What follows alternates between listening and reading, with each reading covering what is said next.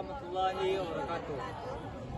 Perkenalkan, kami dari kelompok 5 dari kelas F8 akan menjelaskan dampak positif dan negatif dari perkembangan informatika dalam bidang kesehatan yang beranggotakan nama saya Gani Fitriadi, saya Syafina Rosti Bumanti, saya Ocha Mudanis, saya Jihan Amelia Putri, saya Afiat Kira, saya Kami bertiga akan menjelaskan dampak positif dari perkembangan informatika dalam bidang kesehatan.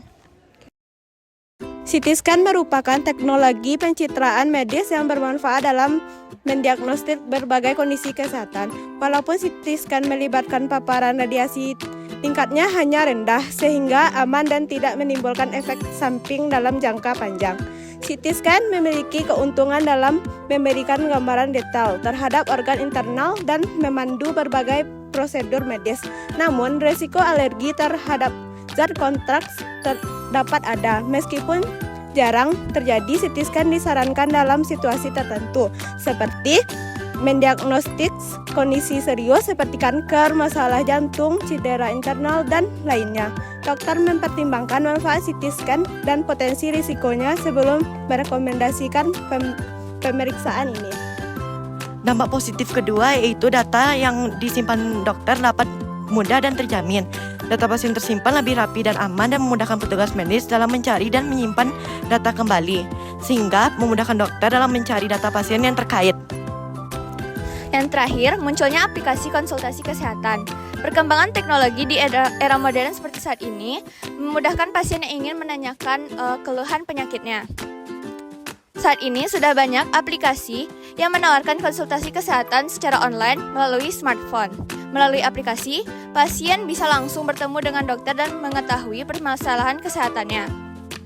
Tak hanya itu, resep obat yang diberikan oleh dokter pun bisa langsung didapatkan melalui aplikasi tersebut. Contoh aplikasi tersebut adalah Halodoc. Kami bertiga akan membahas tentang dampak negatif dari perkembangan informatika dalam bidang kesehatan. Yang pertama, dari isu lingkungan. Produksi dan pembuangan limbah dari industri farmasi dan teknologi medis bisa menciptakan dampak negatif pada lingkungan. Contohnya itu seperti bahan kimia yang berbahaya dan limbah medis yang bisa merusak ekosistem air, tanah, dan bisa mengancam keseimbangan ekologis.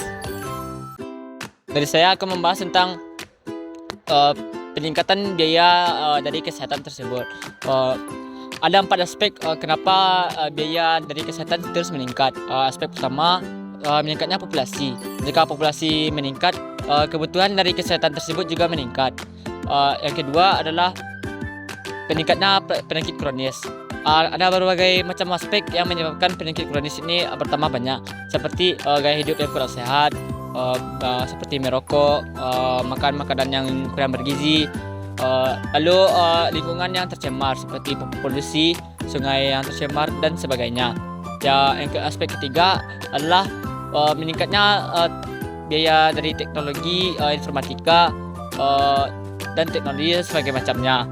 Semakin apabila seorang mengidap penyakit kronis yang sangat berbahaya dan sangat sulit untuk diatasi, orang tersebut akan memerlukan teknologi yang lebih terbarukan. Hal ini dapat menimbulkan biaya yang sangat besar. Aspek yang keempat, aspek ekonomi. Seseorang membutuhkan duit apabila ingin berobat atau segala macamnya, tapi orang tersebut sedikit yang ekonominya stabil. Sekian dari saya. Dampak terakhir adalah kecanduan dari antibiotik. Seperti yang sudah kita ketahui bahwa antibiotik sudah ditemukan sejak 90 tahun yang lalu. Penemuan tersebut telah menyelamatkan jutaan nyawa umat manusia di dunia ini yang terjangkit dengan infeksi bakteri. Emang sih di dalam tubuh kita udah ada sistem imun untuk ngelawan infeksi, tapi tetap juga ada batas kemampuannya. Misal, pas kena infeksi berat, tubuh juga perlu bantuan antibiotik. Tapi ternyata kalau penggunaan antibiotik tidak tepat, tidak dihabiskan, ataupun berlebihan, antibiotik juga bisa berdampak buruk bagi tubuh.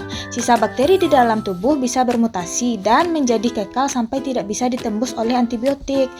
Bakteri ini juga bisa menginfeksi ulang dan kalau diobatin pakai antibiotik yang sama bakalan gak mempan lagi atau terjadi resistensi antibiotik.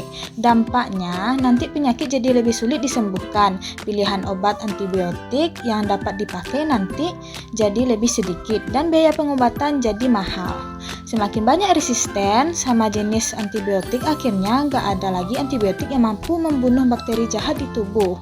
Jadinya infeksi nggak bisa diatasi dan bisa mengancam nyawa.